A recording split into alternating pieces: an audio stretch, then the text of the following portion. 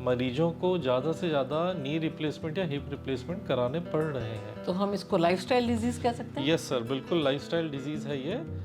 हमारे खैर टेक्नोलॉजी नहीं थी इसलिए कंपैरिजन नहीं कर सकते हैं, लेकिन अगर हमारे दादा या दादी की जनरेशन से कंपेयर करें तो ना उनको हार्ट अटैक होते थे, ना उनको कुल्ले घिसते थे, ना उनके घुटनों के ऑपरेशन होते थे, और उन्होंने अपनी पूरी लाइफ कड़ी मेहनत से जीते थे बिना किसी तकलीफ़ के जोड़ों की।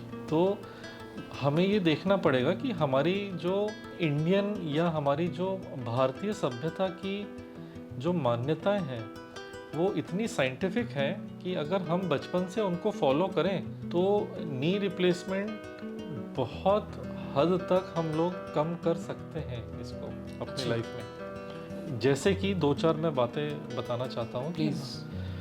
बच्चा जब हमारे यहाँ पैदा होता है तो जब 1 साल 1.5 साल का होता है तो माताएं उसको अपनी कमर में लेके चलती हैं, दोनों पाँव कमर के आगे पीछे रहते हैं। हाँ जी, हाँ जी। ये पोजीशन बहुत ही उत्तम होती है बच्चों के जोड़ों के लिए। अच्छे।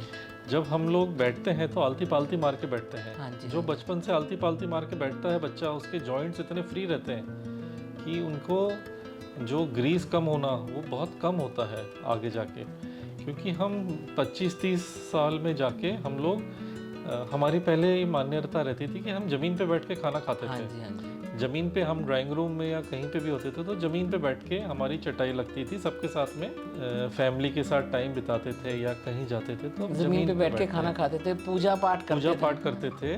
उसी पोजीशन में हमारी घुटने और कुल्ले का ग्रीस बहुत अच्छे से बनता था। अब ये आजकल वेस्टर्न जो ट्रेन डॉक्टर्स या जो वेस्टर्न फिलॉसफी है वो इसके विपरीत है कि ज़मीन पे मत बैठो, सीढ़ियाँ जहाँ चढ़ो, ज़्यादा एक्सरसाइज मत करो नहीं तो घुटने जल्दी ख़राब हो जाएंगे। ऐसा नहीं है, ऐसा इसके बिल्कुल विपरीत है कि अगर आपने एक्सरसाइज करते रहे या आप आलती पालती मार के बैठते रहे लंबे समय तक तो बहुत कम चांसेस हैं कि नी रिप्लेसमेंट की आपको ज़रूरत पड़े।